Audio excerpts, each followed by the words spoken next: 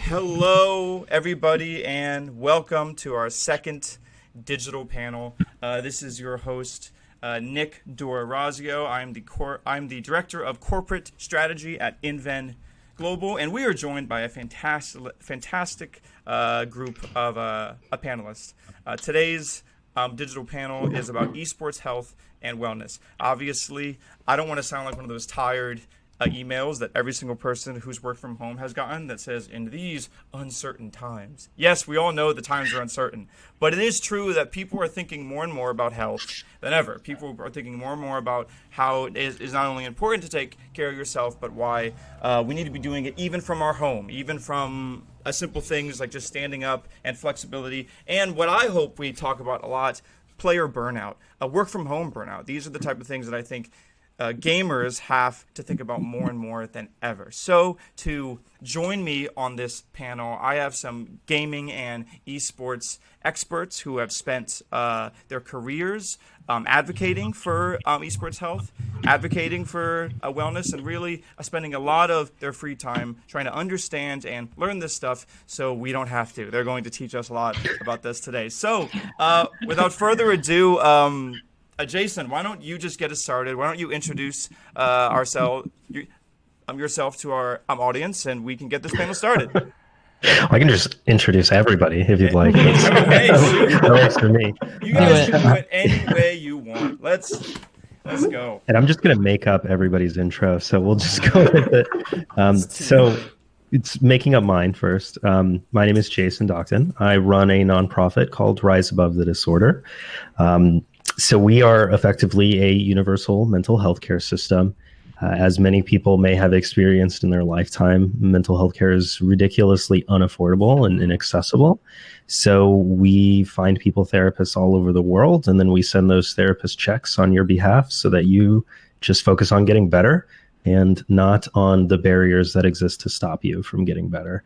We've been able to do this for about 34,000 people around the world, and we've done this with partners like Imagine Dragons and Demi Lovato and Verizon and Microsoft and Subaru. So it's been a really incredible journey. And in the background of a lot of that, we started to kind of share information. We're a bunch of gamers that love talking about mental health, and turns out that gaming is now a popular thing. So lots of people had lots of questions. And so we started working with like the World Health Organization and the United Nations. And we just recently influenced a lot of policy change from the European Union Parliament. Wow. And we work with esports teams. So we work with esports teams as kind of like a side hustle to support the charity. Mm-hmm. Obviously, esports players struggle with their mental health. They're stressed. They're real people. Curiously enough, to play like 12 hours a day prior to esports being a 6-figure, 7-figure salary, usually there was a lot going on there in their life that led them to kind of choose that lifestyle. And so inevitably we get called in to talk with players about their overall wellness. Things like depression, anxiety, imposter syndrome are a lot of the more popular issues we're brought in to come in and address. Wow. Well, I mean, I don't think I need to explain how, in terms of our current climate, the work from home explosion, and just how many people are looking for, I loved your use of the term hustle. That reminds me of one of our last panels. But a lot of people are looking to get into gaming and, use that love they have for gaming. Well, here's a way that you can do it in a way, that's balanced and fair. Moving on, Matthew, why don't you introduce yourself and what you have been doing? Yeah, hello everyone. I'm Matthew and I'm professionally a physical therapist. I'm also a strength and conditioning specialist, but in the past 5 years, I've really just been blessed to have the opportunity to work on the professional side of esports while on the side doing my best to create a lot of content and use that as a platform to educate everyone across the entire community from, high school to college and now to the professional scene to just learn a little more about how to optimize their health, their performance, their general wellness. And just, I think my ultimate goal with all of this has really just been to change and shift behavior and thought, the collective understanding of how you approach wellness and health as a gamer. Because, yeah, just as Jason said, it's popular now. But inherently as gamers, I don't think we are so used to formalized structure. And in fact, I think we try to escape that. Yeah. And previously, especially, and I think a lot of the professionalization and as esports continues to grow, where a lot of the pros and now high school and college players are forced into this formalized structure when they're not really capable of coping with a lot of the stresses that come with that. And I think one of the things that I have said most to, I guess, people that have asked me, hey, you work in esports on the health side? I say, yeah, well, just think about they're expected to undergo the growth of a high school, college, and pro athlete all in the span of a couple of months when they join a team. So, of course, how can you expect them to be able to manage and deal with all this stress? But, aside from that, my main, I guess, initial mission was just how do I help them stay healthy? How do I help them address this big, bad carpal tunnel syndrome that because of, I think, like things like search engine optimization and as well as maybe physicians previously not understanding so much about how to properly treat or educate gamers about what to do. Just helping everyone understand, hey, it's not too bad. You don't have to retire. You don't have to get the surgery. Rest is not always the answer. There's appropriate ways to recover. So yeah, just really this multifaceted approach to help the entire community learn about how to approach health and wellness. Dude, man, where were you when I was in college?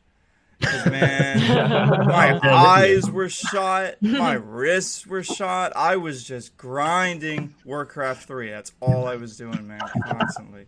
Well, that would have been nice, and it is good to hear that, gamers nowadays, I mean, shoot, we're in the midst of a Valorant explosion, and if, man, there are going to be more people wrecking themselves over the very noble drive to master this game. You do need to do it in a way that keeps your body happy with you. So awesome. Thank you so much for joining. Moving forward, Snaps or Mind of Snaps, or I'm sure there's all sorts of cool ways in which we could make a nickname of your act. How do you actually, prefer to be called online? Honestly, anything. There's people who call me by my real name now. So people call me Jessica or Jess or Jessie. Okay. And people call me Snaps and Snappy and like ridiculous names from gaming days. So I respond to all of it. Awesome.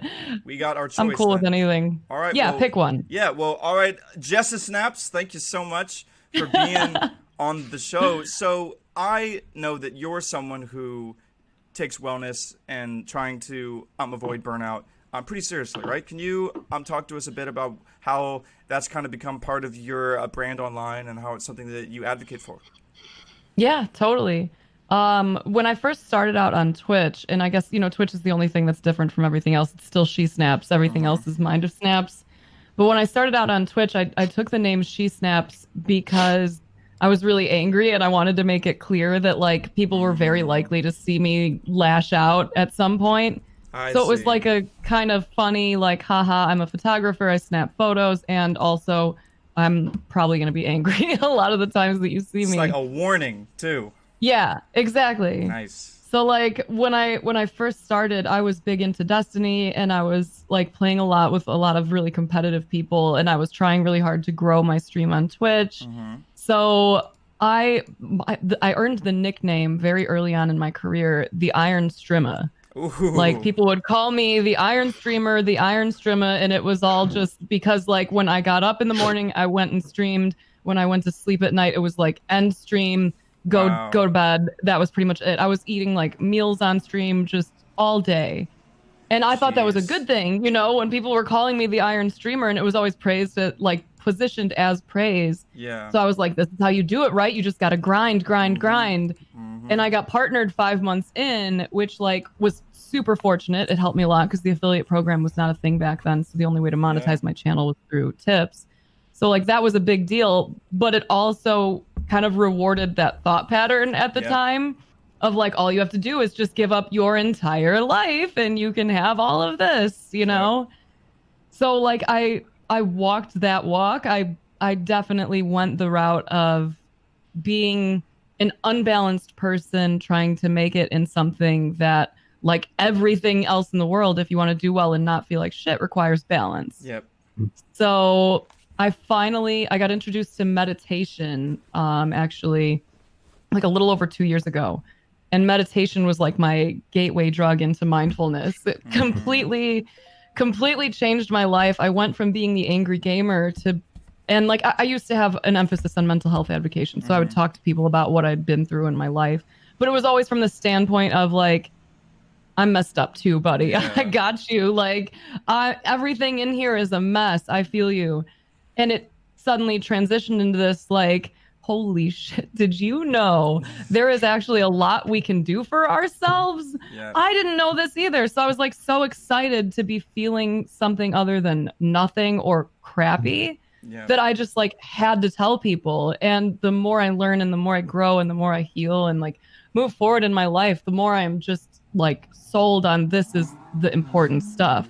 I see my friends that are still in that competitive scene and I see the ones that are like still calm and peaceful looking, clearly have like some balance in their lives. And then I see the ones that are living off of Red Bull and Hot Pockets and just team no sleep, you know, the grind stuff. And they're the ones that are tweeting out that really like sad stuff in the middle of the night, like feeling really alone, feeling really sad, feeling really shitty. So it's hard to watch that and then see like these younger generations coming into it now and being like, I want that. I want to be that. And be like, wait a minute, hold on. There is a version of that you can be, but like you can feel good while you do it. You don't have to sacrifice your entire life or do what that one dude said and like sell your fucking bed to go and sleep on the floor for the sake of your esports career. You know, you can have balance. Yeah, and you know what? I just want to thank you for sharing that perspective because it like requires a lot of like self-reflection and also a lot of empathy for your fellow gamer. I think to identify this being a problem. So many people see success in esports as an ends type of justify the means thing. I know that we've all, I'm sure, have been through that choice of whether you want to sleep or work. And when you're trying to find a job or find a career in streaming and esports, you can get lost in the sauce, so to speak, because it's like, it's such a cool industry. So many people want to work in it. You got to grind. You have to work. So I totally agree. Can't wait to talk about this. Thank you, Snaps. Thank you, Jess, for being here. And last but certainly not least, potentially, well, I know he's smarter than me. I don't know about the rest of our panel, so I'll let them be the judge of that. But can you please introduce yourself, Ryan, and please talk about some of your work, not only trying to understand the importance of mental health, but how a gamer should especially know about mental health and wellness. Yeah.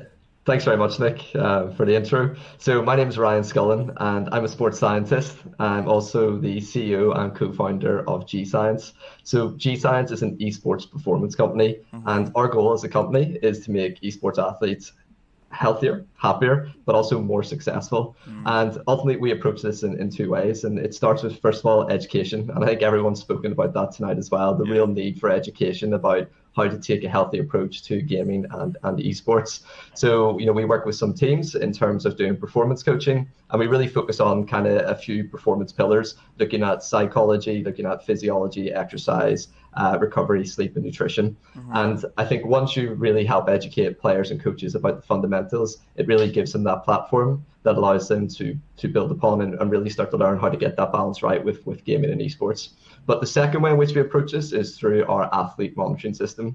So when I first got into esports, I was actually shocked to see, players grinding for 8 to 12 hours a day and seeing the high levels of poor physical, mental health and burnout. But when you really start to understand the pressure that they're under, the lack of education and the lack of support, it's no wonder that they're burning out and they're having to retire early from lots of these injuries and a whole lot of other issues. But we honestly believe that a lot of these answers lie within the data.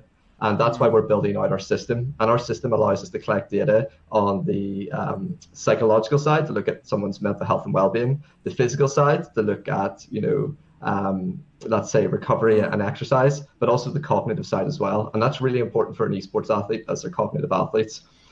Our goal ultimately is to show esports players and coaches that by making changes to your health, it can positively influence your in-game performance. So instead of just grinding 8 to 12 hours a day and getting diminishing returns, do it in a smart way, get a healthy balance, and actually get more to your gaming. Yeah. And that's the key. Yeah.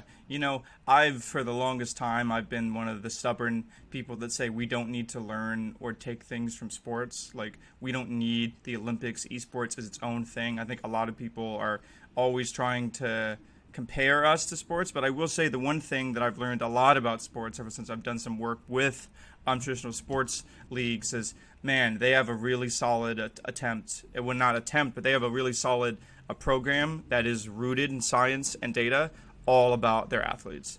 And that is one thing I really hope, and I'm glad you're on this panel, and it's why I really wanted someone representing that side, is because, there's no reason why esports medicine can't be the most advanced in terms of technology. Like, we have so much data available. We can literally track that someone has increased their reaction speeds by the millisecond using technology that's way cheaper than what they have to do to try to do football.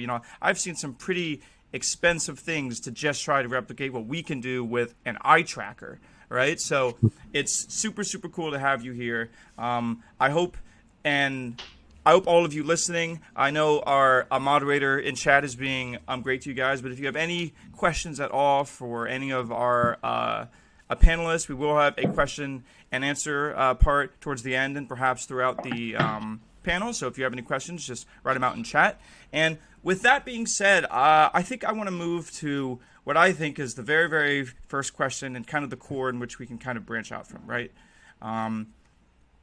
We've gotten past the stigma of esports not being something that is serious, right? Like, that's not being something that is worthy of aspiration. That's already done. Everyone knows that in order to be the best, it's extremely hard.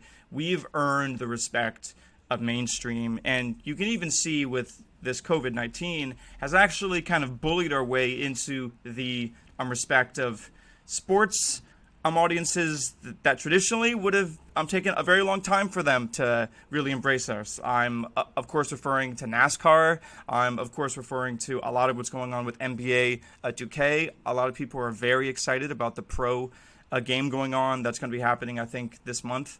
So there's a lot of people who know, okay, esports is real. But one of the biggest things that people still don't get is that esports pros are athletes. Is that the men and women that spend their time trying to devote mastery to a game, they're doing something that is physical. Obviously, it's different, but it's physical. It's draining. One of the things that I always love to bring up is an interesting factoid about chess players. They say chess players playing at the very highest level can go in a championship and leave a tournament after losing 25 pounds or sometimes more. And it's because the amount of mental energy that they were using was just insane, even though they're sitting there just standing still.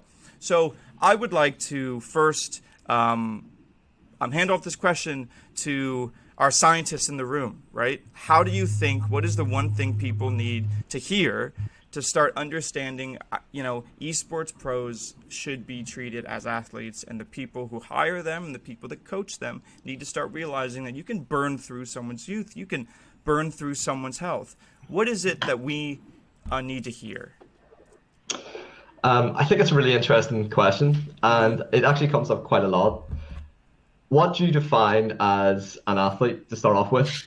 Because in my opinion, if you have a body, you're an athlete. Mm-hmm. And I think then the second thing you need to understand then is about esports. Is it a sport or is it an esport? Yeah. And I think it's important to make a clear differentiation between the two. Yep. Traditional sports athletes, a lot of the time, will have physical components to it. And therefore, a lot of traditional sports people don't view esports as a sport because there's not that physical element to it. But in my mind, and if you look at the science as well, esport is even more of a sport in many ways than traditional sports. There's an interesting paper done by a German university that showed that esports athletes, when competing, showed cortisol levels similar to that of a Formula One driver when driving around the track at 200 miles per hour. Now, I mean, if you think Yeah. about the physiological load when you're playing, in front of millions of people live, competing for millions of dollars online, think of the stress that you're under there. And if your heart rate's in that high threshold for a long period of time, think of the load that's being placed on your body. Yeah. So in my mind, I think that esports athletes are under the same stressors that traditional sports athletes are. Another interesting thing is they're training for longer. And I know you may say training, how do you define that? If they're playing for 8 to 12 hours a day, fair enough, it may not be physical, but there's still that element of maintaining posture. There's still an element of the executive functioning capacity it takes. So there's all this different load and different stress that is being placed upon esports athletes. But because they're not viewed as athletes, they're not given the same support that they need to be able to deal with these stressors or their pressures that traditional sports athletes have. And that's where the disparity is, in my opinion. So would you say that the resources are there? It's just we need to start viewing them, and the people that offer and can give these resources needs to start realizing that gamers are a whole new, almost customer base. They're a whole new target market that needs the service. Yeah, I think a few interesting things, and we mentioned this at the start of the call. Education is so important. Sports science as a whole has been refined to an exact science over the last 150 years. And, we know there's evidence-based research there to say this is what you need to do if you want to be, a sprinter, if you want to be a long-distance runner, whatever it may be. Yeah. The thing is that makes esports very interesting is that it's quite a new performance domain. So there's only been research in the last few years of universities about the performance demands from a health and performance perspective on esports athletes being done. So it's very hard to take an evidence-based approach when there's so little research there. So I really think that these kind of early stages for health practitioners is about just working with athletes, getting hands-on experience, and really trying to better understand the pressures that they're being put under so that you can build tailored performance systems to then support them to the best of your ability. So exactly. Jason, a lot of the proposed solutions, or at least best first steps that we just spoke about, it kind of rang true to exactly what your organization, URAD, does, in that you're trying to let people know that these services are here, these resources are here.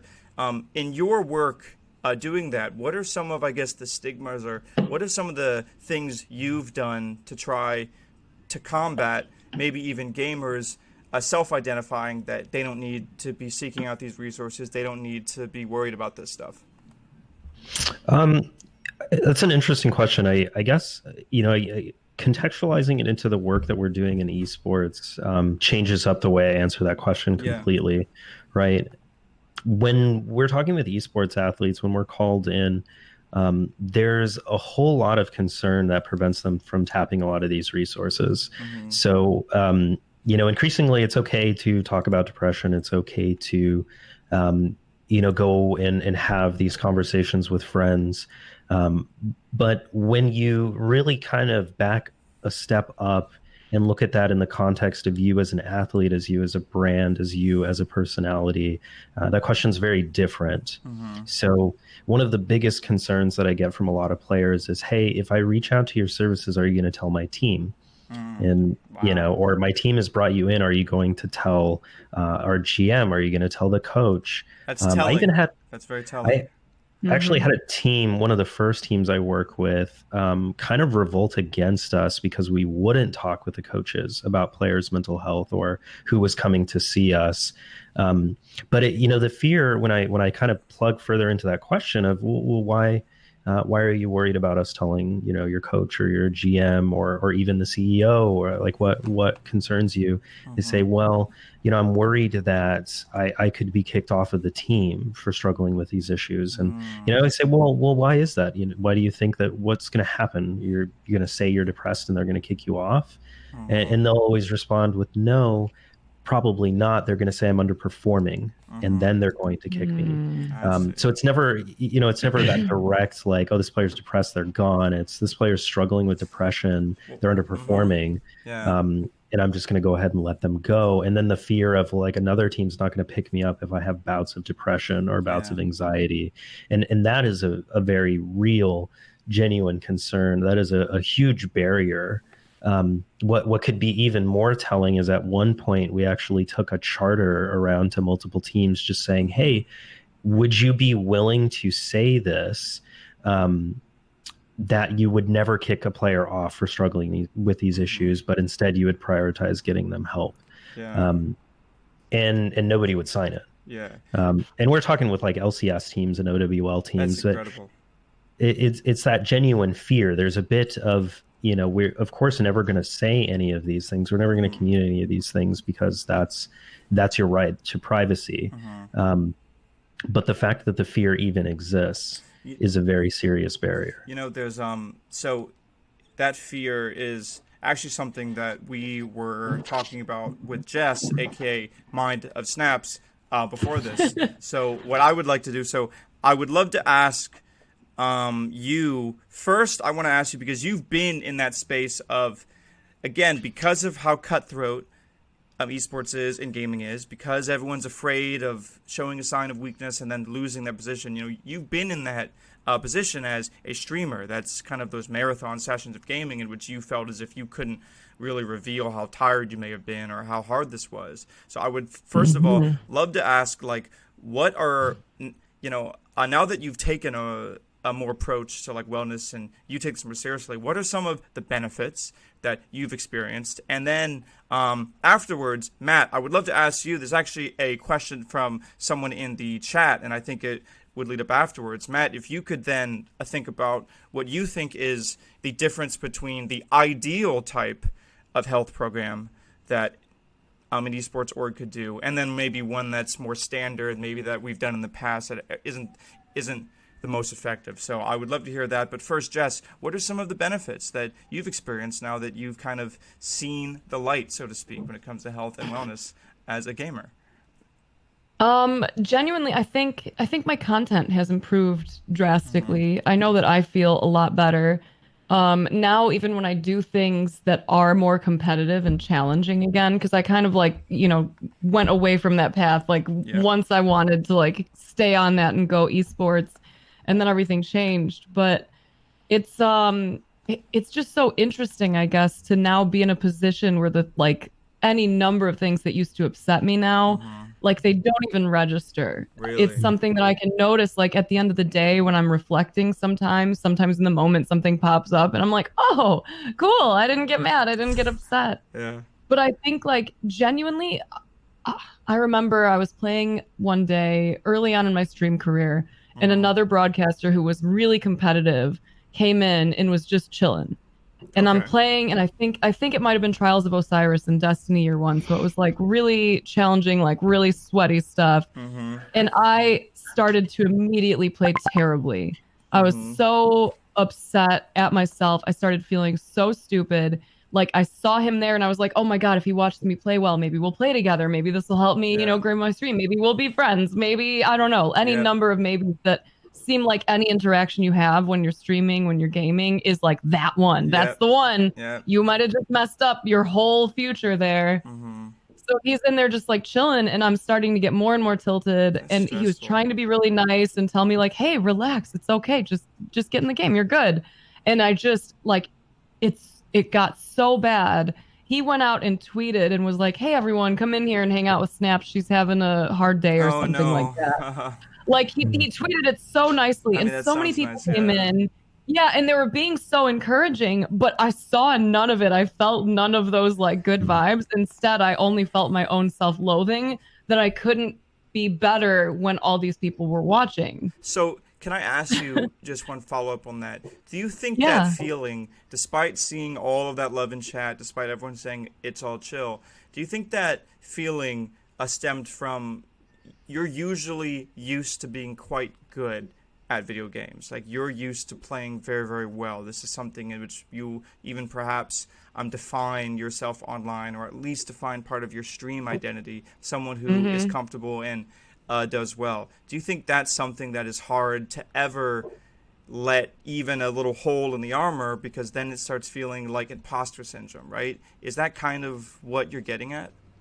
Oh yeah, and oh my gosh, being a woman in this space, man, that made it, I think, even harder, because every tiny thing that I did wrong, not only am I thinking I just failed all women, but I have random people in my chat telling me I've failed all women. Oh no. So, like it's this constant reinforcement of all of those negative thoughts and beliefs you have about yourself. And that was always my issue. Like I played so consistently well when I was playing with like my competitive teams, when we were just messing around. As soon as it came time for that like clutch moment, if we were live, if it was tournament play, if it was anything where I felt like eyes that mattered were watching me, shit the bed. I'm so scared of making a mess of things for other women gamers that I make a mess of things. So now, like, it's such a massive difference because I see all the little things that would have led to those statements in chat being amplified and just like blowing my mood. Like, I'm so practiced now at paying attention to my thoughts and checking in regularly that at the first thought of, what are you doing? You shouldn't be here. You're bad at this. You're going to mess it up. Everyone's going to think girls suck at gaming. At the first whatever one of those, I can usually see it and be like, nope. And then I have mantras or something that I'll use to kind of like ground myself back in the game. Yeah. So it's made a big difference. Like I love playing more competitive things now because win or lose, I feel the exact same. I'm just like, yay today. You know, I just want to say that sounds fantastic. That is a personal inspiration for me because I'm sure as many of you who frequent our site know, we are going all in on Valorant content. You can check out www.imagglobal.com. We have so much Valorant coverage going. And I'm going to be playing Valorant content along with our content team a lot. And I know right now, when people see how bad I am at Valorant, it's going to be easy to see that reflects in Van Global. I promise you there are some absolute fraggers on her team writing and covering Valorant. I do not represent the entirety of the company when I will certainly lose many, many times today. So thank you so much for that. Matt, that was a lot of information. I think some perfect insight on a very common problem that I think plagues a lot of people within the space, especially people that are visually in the space, like Jess. So say Jess is one of your clients or Jess is one of your pro players. You're, helping her out, right? What do you think a player like Jess would need? What do you think is the type of program that could help them kind of take control over their game, take control over their emotions? Because Jess has already figured out her own method, but what about people who don't have the discipline to do it on their own? How can you help?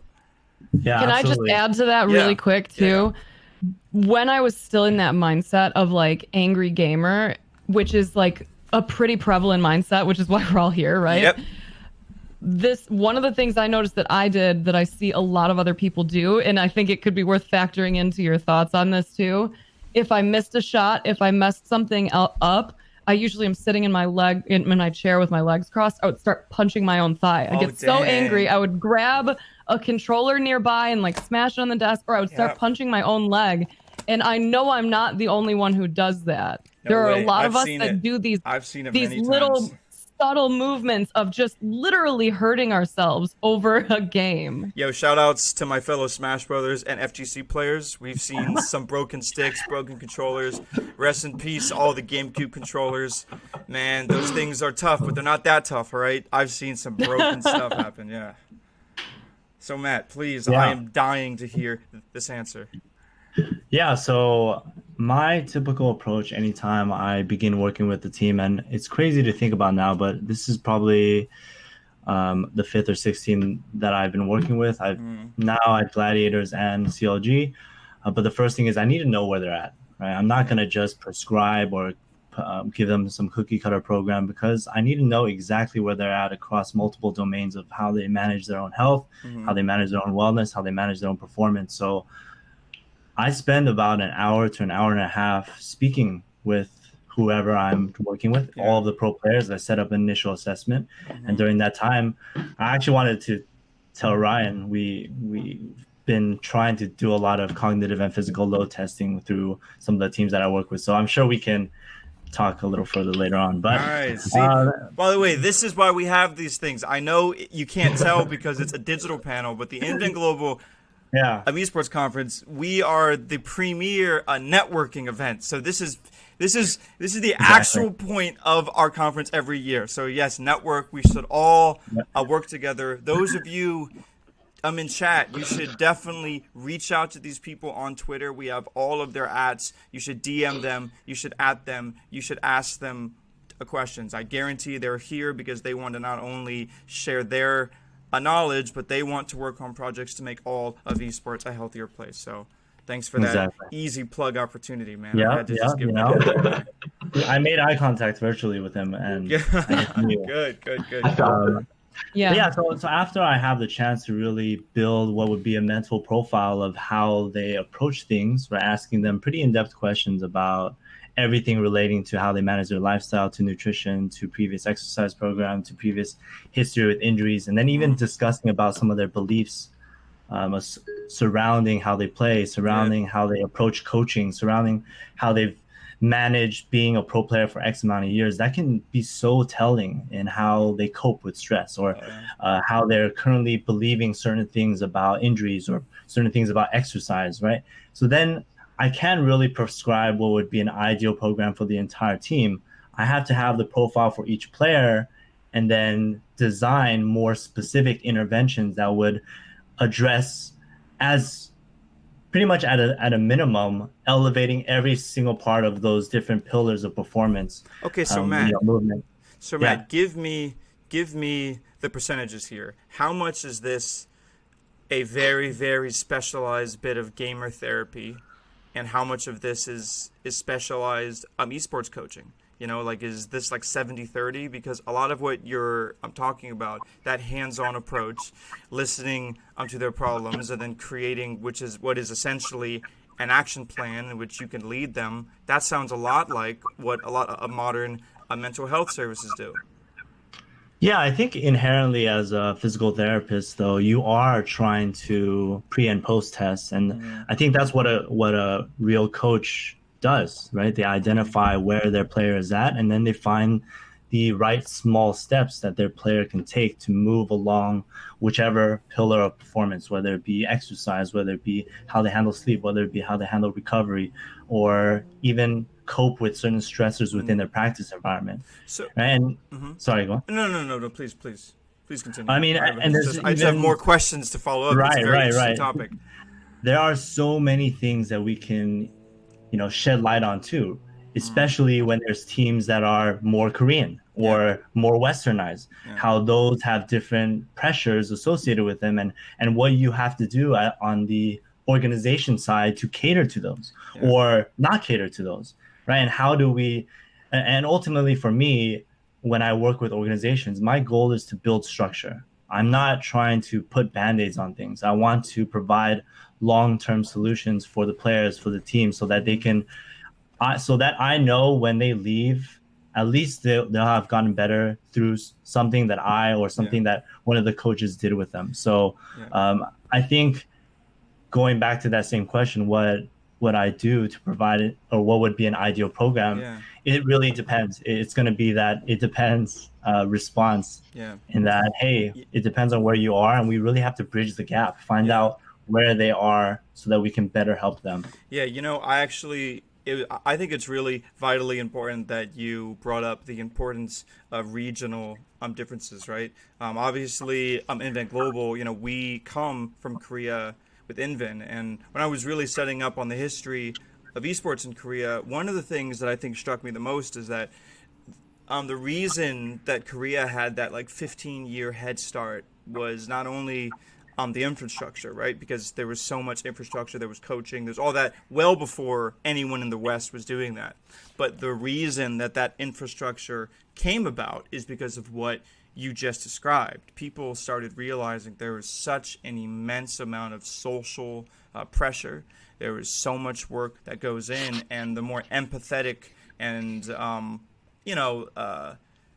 coaches that understood you need to take care of these athletes. They understood that just what you said, they need order, they need a system, and they need a schedule. Because if you don't have a schedule, that fear and anxiety of the moment I stop training, my opponent is training. that can lead to some really, really horrible burnout examples. So I think that was, like really interesting that now I think we are getting to that point in which this is, I mean, this panel exists, right? We're having this conversation, and I hope that a lot of leaders in esports will hear this either live or on our YouTube channel. Jason, I would love to ask a follow-up question because, from my understanding, a lot of what I'm trying to do is bring resources into the laps of these players. And it seems as if now is a very interesting time to work in esports. And if there's ever a type of job I think people would need and could potentially be hired for, is this type of work. This seems to me like something where the demand for this is going to quickly skyrocket as there's more people taking games more seriously than ever, and there's more people embracing putting money towards wellness, putting money towards health. What do you think are the type of personalities or career types, or what are the type of people you think that are maybe interested in working in this field? What type of people are best suited, and maybe what are some of the first steps they can start? I guess in terms of best suited, I don't entirely know. I know. I guess from what I have seen, there's definitely a lot that happens within esports that gives me a very mixed opinion. I've worked in music, I've worked in traditional entertainment, I've worked in traditional sports now, and I've worked in esports. And I mean, it's an interesting industry. There are tons of people who you will come across that have just somehow been in this industry forever for no apparent reason other than maybe they know people, or they just exist. Yep. And that creates a whole lot of frustration. And then there are people who are just nonstop. They do not sleep, they do not eat, they do not rest at any point until things get done. And neither one of them is very healthy for the space. So it's a very curious thing. There's kind of like that running meme of people being esports experts. Anybody who's played video games for a couple of days could be an esports expert at this point. Then there's the kinds of people that we see who are just the outside, the investors. And they've got a ton of money, and this is the buzz, and they throw money into it, and they never get anything back. And the types of people that get into esports, I think you have to have a real passion for gaming, and you have to have a real passion for the journey that this is going to be. You're probably seeing tons and tons of money in it, but I guarantee you no one is actually making that money on the team side, because I mean, we're seeing it in every regard. You go to a team, and I'm sure others can attest to this, but it's been a strange process to watch unfolds. When I first started approaching teams about their players, it was more like, hey, I've noticed you have 3 or 4 players that have reached out to our help, and we're a nonprofit. We provide free mental health services. You're paying your player 6 figures, and you're a team that's just been invested with millions of dollars. You should probably pay us to help your player, so that we can prioritize helping them. And teams were just yeah, no, we don't really care. I've had owners that are still, top LCS owners that don't believe these issues exist. They think it's nonsense or it's fake. I mean, there have been coaches that have lost their positions for calling that out on stream. Wow. And then there was the next progression where teams are man, our players are not performing, and physically there doesn't seem to be any issues. So there must be some kind of mental thing, and they'll bring in a sports psychologist. And that's been good to see, because sports psychologists can help with a lot of the mental game. And now we're kind of in the position where RAD is seeing a lot of work where their sports psychologist is letting them know, hey, I don't deal with depression and anxiety. I'm not a clinical psychologist. I am a sports psychologist, and there's a very serious barrier between those degrees. And we get brought in. The types of people that we're seeing are overworked, they're burnt out, they're exhausted, and they're exhausted because of the lack of structure. It's been brought up multiple times in this conversation. There's very poor structuring with that within esports. But then, when we're talking about players, it's kind of a grab bag of things. Yeah. I mentioned earlier, how do you play for 12 hours a day before there's any kinds of pay to get to the point of there being a pro and then enter the pro scene? Like, usually the foundation is not too good there. Yeah. But also pro players have lives. Yeah. When we get brought in to see teams, initially the team staff will be like, look, I've invested a lot into this player and they're broken, fix them. And we'll be like, oh, okay. Well, we really care about the player. So we're going to talk to the player, and we need you to acknowledge that we're not going to tell you anything about that, but we might give you feedback on how your organization is inherently causing some problems that could be easily fixed. But the players, the player issues is like, look, I have relationship issues. I moved far away from my family and there's no future in this. Or what do I do when my team consistently gets relegated? Or like, they have genuine real world issues like everybody does. And so I guess my hope is continuously to try and make the types of people that exist in esports be the types of people who actually care about people in esports and not about monetizing the people in esports. Well, in the most glib and practical of sense, you would think that these investors who are investing so much into these esports players would at least see this as a fair bit of due diligence, right? A fair bit of essentially preparing and securing their investment. I think in the traditional sports side, you can easily explain to investors, we need a budget for their well-being, because if you have happy players who are healthy, you're going to win championships. But I think part of, and I think this is something that we actually breached on earlier with Ryan, the better data can show how much better players perform, because we know they do perform. You can even look at anecdotal evidence like Jess, but I think, all of us know players who have gotten better. I know personally, any player who still rages and they're at the pro level, that's just a bad thing. It's just holding them back. So I think, once we see more data, I think that is something that I hope investors, even if they don't come at it from the most empathetic mindset, they can still start getting the money behind these programs that are needed. We have a question from chat that said, could you ask the panel on the grind to succeed? Snaps mentioned how it was tough to become well-known. Isn't this the experience that all aspiring streamers go through? What could help new streamers trying different methods, and if so, would they work? So I think this is a good segue into us trying to give some practical advice, right? If even us individuals gamers can start doing these things, and then we notice that it's practical and helping, then it stands to reason, right, that we would tell our friends and we would tell everyone, and then everyone would kind of take them seriously. So I guess because you were mentioned, Jess, do you have any takes on what do you think could help new streamers maybe trying different methods to avoid this type of burnout when they're on that grind to succeed? I think a lot of reflection is needed.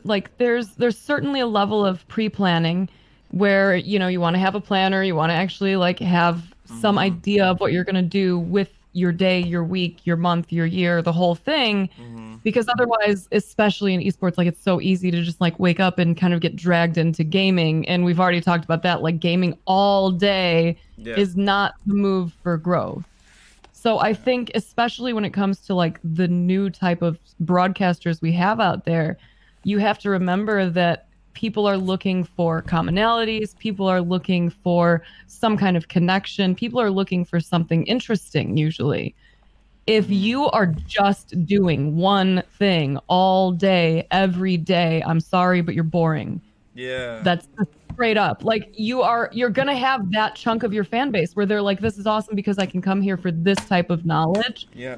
But they don't know anything about your life. They don't know how you're struggling, how you're succeeding. They don't know that you're into space or marbles or whatever kind of stuff you're into. Yeah. They don't have that extra connection that makes them want to feel like things with you.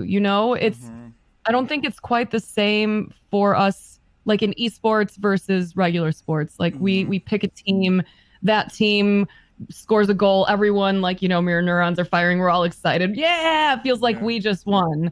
Same thing if they lose, someone misses something, our bodies are just like, no, this hurts me. In esports, I think if you want to have that connection with someone, if you want them to be feeling your wins and your losses, they have to realize that they're on your team. And they're not going to get that sensation without those connections. And that, of course, I just want to clarify, if you were to cater that type of relationship, that would probably lead to more loyal viewers, right? That would probably lead to the type of growth without having to grind. Yes, exactly. So like by cutting back my hours of streaming, which like right now we're in the middle of a pandemic, so I bumped up stuff to be a space for people to come and chill. But aside from that, like I cut back my hours drastically, started creating a bunch of different other projects, like the podcast, like the Patreon, all these different things. And I started working on me. Yeah. Because if you want to be the best gamer, streamer, anything, your first priority, or at least a priority that coincides with all your other ones, needs to be yourself. Yeah. Because you're not bringing your full self to that learning exercise. You're not bringing your full self to that stream, to that connection with that person. If you're tired, if you feel like crap, if you have all these unchecked thoughts running around, making everyone seem like the enemy. So we've got to stay on it and stay learning and stay growing. And that was the biggest difference maker, I think, in my streams, was being able to come in every day and say, man, I was just reading this thing and it was so interesting. And it made me think I should do this instead. Yeah. And then talking about those changes that I'm making, or like, hey, this thing I really nerd out about. Guess what? This thing's going on. If all I did was just stick to like what I used to do, as soon as I try something different, my whole audience leaves. Yeah. When I switched to just chatting, when I started spending more time outside of gaming directories, if I play different games now, I can go any directory, do anything, and I still have a core support group because we're a community now. And that gives you freedom. Yeah. You don't feel like you're tied to this. It's not like, the whole reason people want to become streamers and pro gamers is that freedom, right? It's this, I think we've gotten past the phase where we think, wow, what a great job. You just play games all day. People know that it's work, but people want to work. They want to work hard in the industry they love. I actually think that's fantastic. So this next question. Actually, could I make a comment on that? Please, Jason. So one of the things that I see a lot, regardless of whether it's esports or any industry, is we'll get professionals that come to us in our programs, and they ask that question that is the core question there of like, when is the grind too much, or what am I supposed to do about this grind?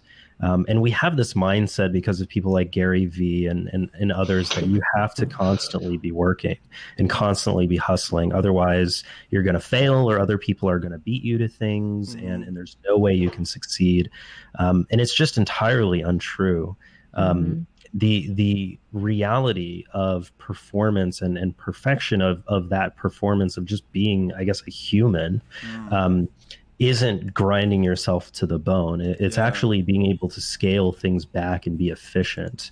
So, you can have one person who's working for 8 hours on a project, and is just kind of in a place mentally where they haven't slept well enough, they haven't eaten well enough, they're thinking about multiple things, and the product that they release isn't going to be unfocused. They're like totally unfocused, and they just can't really get because you know what, I think there was once a point in which the internet and like on-time content, one of not the shortcuts, but like a known way was to just make content 24/7. But I do think we've gotten to a point of noise pollution that's so high. I don't think that's necessarily a surefire advice or the best advice. I don't think I would suggest anyone trying to shotgun their way to like relevancy. I don't think you can force it through mere, you like can't just kill yourself over it. I think you do need to, pace yourself, focus on quality.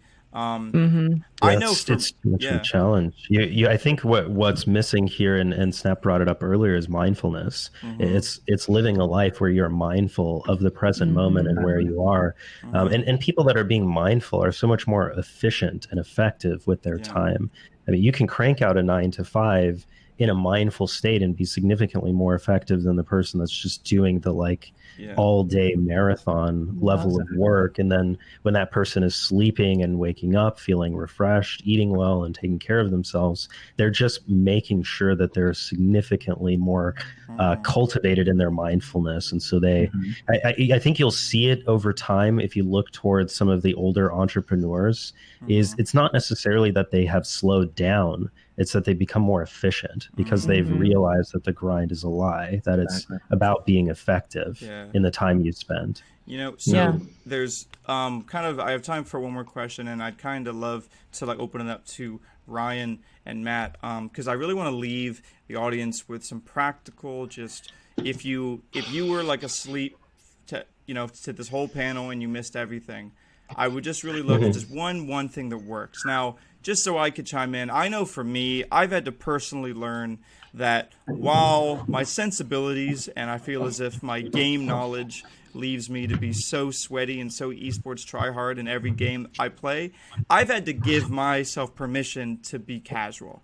I've had to give myself permission to just, you know what, I am someone who appreciates this game as an esport, but that's when I watch and when I write about it and when I do interviews about it. When I'm playing, I just have to focus on my own self-improvement. That's helped a lot for me, to stop caring about actually winning and just care about my own improvement. I'm interested, what do you guys know from all your clients and from the people you work with, what works? What is the most average one thing advice? If you could do this one thing, you'll have a healthier gaming experience. Matthew, do you mind if I go first in this one? Go ahead, yeah. Yeah, I always think you should think to yourself, how can I be the best version of myself? And I think it's not a one-trick pony or a magic pill or a straight-to-the-point answer. Yeah. Some things that really help for me, for example, I still struggle quite a lot with anxiety, and obviously I'm trying to run a startup, and trying to get that balance in my life can be tough at times. And I think I look at how I spend my time. I'm trying to get hyper-focused in that now. So what I think is so important is having a mindfulness or meditation routine. In today's digital world, we're all stuck to our phones, or we're stuck to a gaming console or on stream, whatever it may be. It's so important to give yourself time just to unhook from that and actually just recover and relax and switch off. And I think that would be my one key takeaway here, is really be self-aware about how you spend your days and how you spend your time, and really try to focus on taking care of yourself, because a well-rested, a well-hydrated, well-exercised, mindful version of you is going to win every time. Yeah. I love that. I love that. Always bring it back to winning. That is the one thing that esports audiences can get behind. It can make them care about something. All right, Matthew, what do you think is a really good example of something that can help? I love this question because it is definitely hard to just give one answer. So maybe I'll just try to give an approach. I mean, man, you have time, yeah. The first thing I guess I would do is, as Jess said, just really reflect, understand your why, right? Understand what your mission is. Why are you doing the things that you're doing? Because you don't want to just be a zombie going through your day, letting your environment dictate what you're doing and make those decisions for you. You want to be intentional. You want to be mindful. You want to make a decision with every single part of your day and have a reason for that, right? And if you can reflect onto what your why is, hey, I want to be the best at this game because it's really important for me to X or Y or Z, whatever that is for you, you have to establish that first. And I think two, the second thing I would do is really work on what would be your non-negotiables, right? I think one of the non-negotiables for a lot of us is brushing our teeth, which I think is fair. We do need to keep our teeth clean. We got to keep them white. But I do think everything else falls, to the wayside, right? Like our sleep, a regular wake up and sleep time. How can that be less important than brushing your teeth or making sure your breath smells good, right? It's so American. We love teeth. Right. Just absolutely obsessed. If you live on the West Coast, you're obsessed with your teeth, even though you have bags under your eyes and, your sinuses are clogged and your bones are stiff. You can't even touch your toes, but your teeth. Exactly. Nice. It's like drinking a wheatgrass smoothie, but like right after going out and like getting wasted the night before, eating pizza every day for the week, and you're like, I'm just trying to be healthy. Yeah, so taking true. that shot of wheatgrass the day after to say, hey, I'm healthy. Yeah. But yeah, really establishing all those non-negotiables for your life, whether it be, and I think activity, obviously, as a PT, I'm going to push exercise, push movement, get nutrition, healthy nutrition, just getting sunlight, the importance of vitamin D and getting outside, and especially during these times of uncertainty, we got to have social engagement, right? Yeah, we do. Spend time and call your friends. Actually call your friends and have a real conversation with them, not just in Discord where you happen to be in the same channel and you just, hey, how are you doing, and keep it to that superficial sort of inquiry into how they're doing. Actually take the time and engage with the people around you. And then I guess the last part of the approach is just touching back to what Jess said. You got to reflect. I think we need to set aside time where we have to unplug and reflect about what are we doing now? Why are we doing this? And it always comes back to the why, right? So I think ultimately that's what I would suggest. That's nice, anyone that wants to get into, or anyone that wants to maybe revamp how they're approaching gaming or revamp how they're approaching working in gaming or streaming, just like reflect.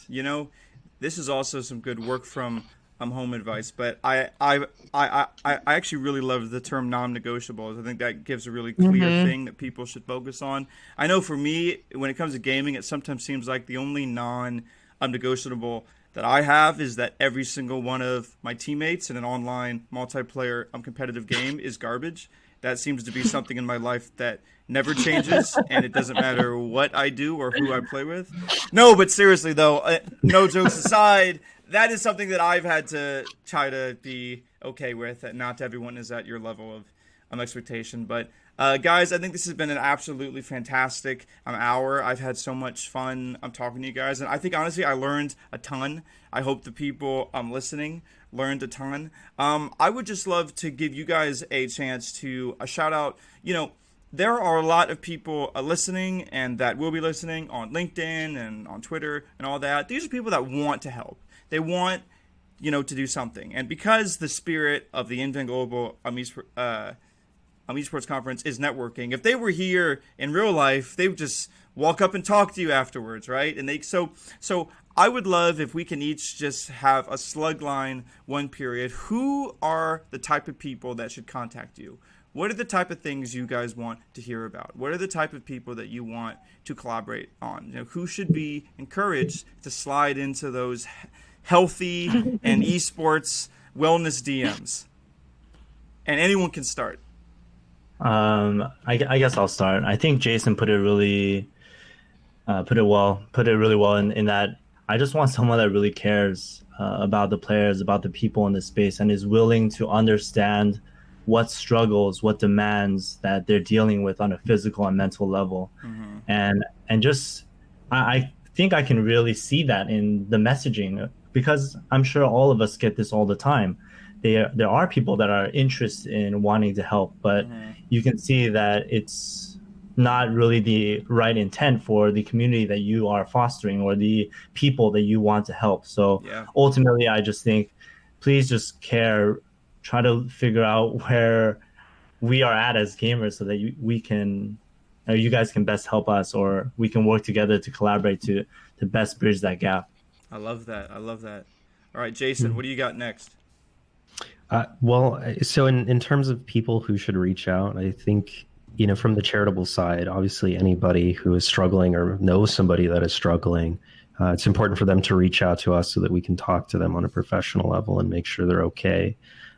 But if you're looking at it from the esports perspective and you're really trying to just provide the best possible resources for your players, that's worth reaching out to us about. Cool. And Snaps, do you want to bring us home third base, and then we'll go with the home run at the end? Totally, absolutely. And I'm not going to make any kind of inappropriate joke there at all. We're just going to move Hey, right hey. along. We're talking about, there's sports in the title. I thought some sports-based metaphors was appropriate. That's exactly what, I don't know what you're even. Oh, yeah. Anyway. Oh, God, I walked into it. Jeez. In terms of people who should reach out to me, everyone, hit me up. If you think I'm an idiot and that I suck, hit me up. If you want to talk more about mindfulness, hit me up. If you're struggling with streaming, hit me up. My DMs are open literally everywhere. I love people. I want to talk to them. And if I have an opportunity to help introduce some mindful concepts to you, I'm going to take it. So, by the way, here's just a plug for myself, because I swear I'm saving the best for last. I'm just giving you more tension here. I'm just giving more build up. So you can actually check out one of my online lectures that I did for Indian Global just recently. It's pretty much 101 on how to become an esports journalist, a content creator. And I just wanted to echo what Jess just said. That is definitely on my list of things that any experienced and pro content creator should become used to. The whole concept of being open to any and all feedback, any and all sorts of criticism. You know, it's hard to do. You need to grow a thick skin, but I really do think that, you know, letting yourself open, and it takes a lot of discipline and experience to let the floodgates open and not be completely shattered by it, because there's some trolls out there. But that is definitely some high-level content creator goal of Zen you can try to reach, in which you can have yourself open to anyone. Listen, before you pass it on, because now I'm just going to be the next one to like say, Ryan, not you yet. I gotta say, like, I think the idea of saying like you got to get thick skin, I think we almost have to do away with that, because it almost sounds more like we're telling people to like guard themselves, and that's what a lot of us did to our detriment. Is say like, I don't want that to get in, so I'm just gonna like put these walls up and not allow it to touch me. Yes. I think there's a big difference between being in a position where you mindfully, deliberately, intentionally created yourself. Like you went through the work to decide who you wanted to be. You took the steps to become that person. You take the steps every day to maintain that value system you've established for yourself. It's not a matter of growing thick skin. It's like this is my project. I'm presenting it. Do you like it? Do you not like it? I know I do. Yeah. So I'm already good there. So if you don't, like, I'm interested. What is it that you don't like? What can I do here? You know, that is actually a really, really fantastic bit of what is it? A caveat, because I do believe that when you're making like articles and, you know, like esports journalism, what I was talking about, I think that there's definitely times where you have to disconnect yourself from the worst, because, from your work, because you have like people who are like, now it kind of gets political. Like sometimes people will literally not like your content because you're criticizing something they did that's bad. So I thank you for correcting me on that, because yes, if you're just like a content creator, I do believe that you shouldn't enter the space in which you have to defend yourself. That's a really smart detail. So now finally, we have it. I've been giving him a drum roll. This has got to be the most important, mind-blowing thing about the whole panel. This has to be huge. No, I heard it was good. I think what's really interesting is that we are all on a shared mission. And I think ultimately we're all trying to make esports a healthier and happier place. So in terms of who should reach out to me, every single one, everybody here on this panel, everyone listening, teams, sponsors, leagues, anyone who has an important part to play in esports, just reach out and let's work together to make it a healthier, happier place. I love it. And here's for no reason at all, just because the weekend's coming up, this is an open challenge to anyone to play me in Street Fighter Third Strike. You won't win.